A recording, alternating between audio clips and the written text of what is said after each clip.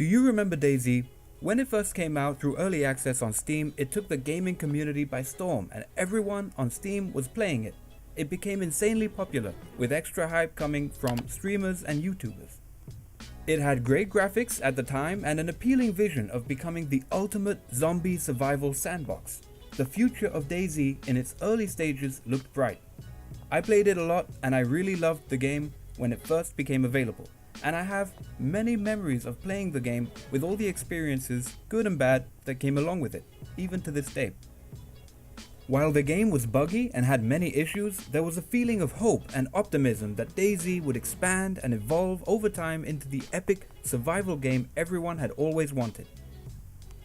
Sadly, this didn't really happen in the way players had hoped. Slow development and a plague of bugs and missing features far into the early access meant that DayZ slowly died, with concurrent users on Steam dropping to an average of just 1,596 in August 2018. When compared to its previous averages of between 10 to 20k, that is pretty low.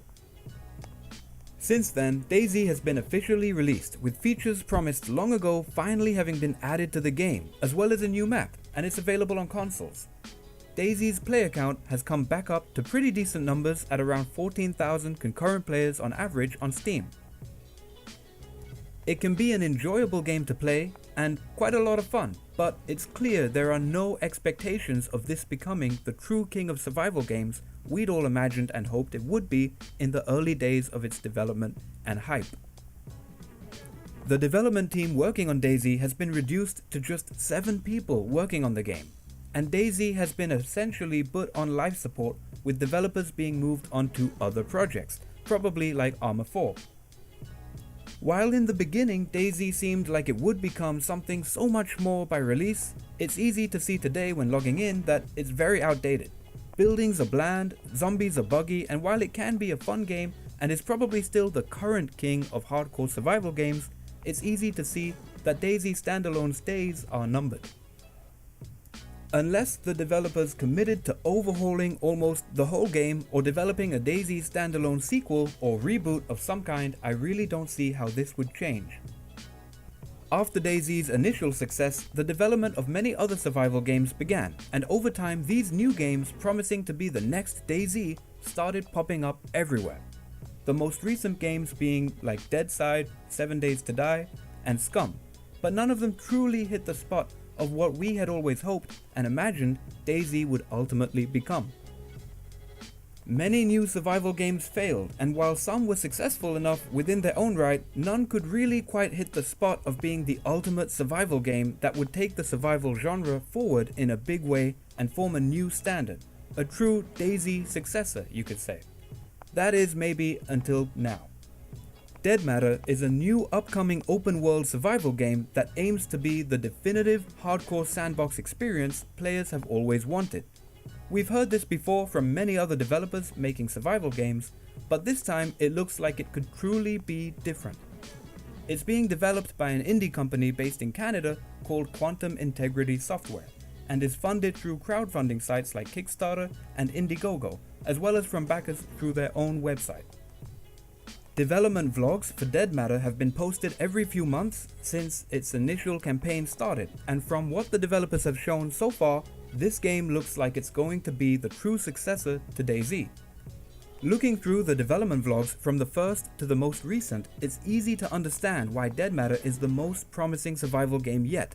It clearly has a very talented team working on the game with ambitious goals and, maybe even most importantly, high quality standards that need to pass various internal quality and polish tests throughout development before getting signed off as complete.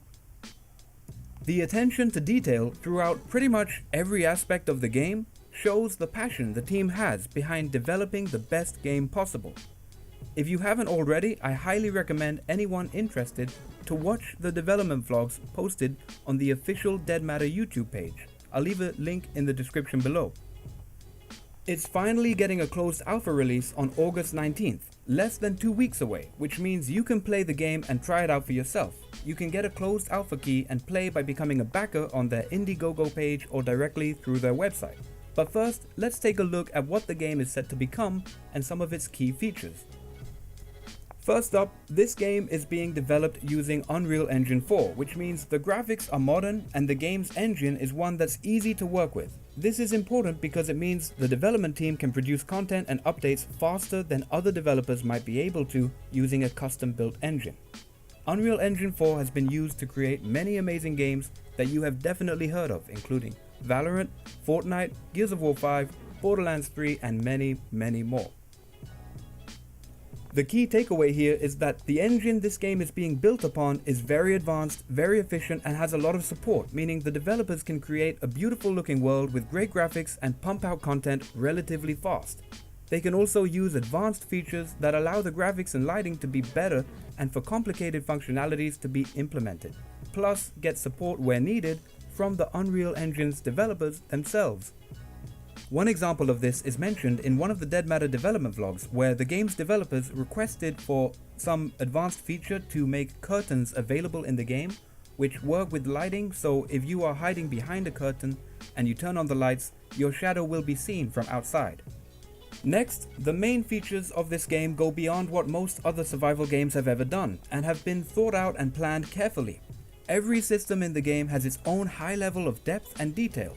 In no particular order, these features include a high level of player customization, a large map set in Canada, an excellent inventory system that is easy to understand and use, similar to Tarkov's, unlimited modding support, zombies that can actually follow you in large numbers and even climb up walls and open doors while doing this, splitting into smaller groups if there's more than one player, wildlife, hunting, driving cars, barricading houses and buildings, being able to search and store items in drawers, cupboards, and even cars that you can use as a mobile home, a gore system for more fun when killing players or zombies and loads of blood going everywhere, a limb system or medical system where individual parts of a player's body can be broken and repaired, and a whole lot more.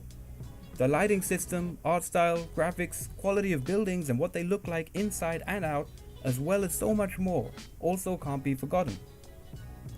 There is so much being developed for this game, and the key factor that really stands out and sets it apart from other games that have promised many of the same features is the attention to detail, the quality control, and the overall polish on each and every feature as it's developed. From what we've seen in the development vlogs, it really looks like each feature and addition to the game is being put through various quality control tests, and when features don't quite pass or simply aren't believed to be good enough by the developers, they're often completely rewritten from scratch. It's this passion and dedication leading to these high standards of quality that leads me to believe this really is a game that the developers care about deeply and want to succeed with. So because of all this, I think Dead Matter may very well be the next big hardcore survival sandbox game that truly outshines all others and sets the new standard for the survival genre. We'll have to wait and see, and many features will take a while to develop and won't be in the game right now, but at least we will get to try it out for ourselves at this very early stage of development on August 19th. That's all for this video, guys. I hope you enjoyed it, and if you did, leave a like and subscribe for more content. I'd like to know your thoughts and whether you agree, so leave a comment below and let me know what you think about Dead Matter and whether you think it stacks up well to DayZ.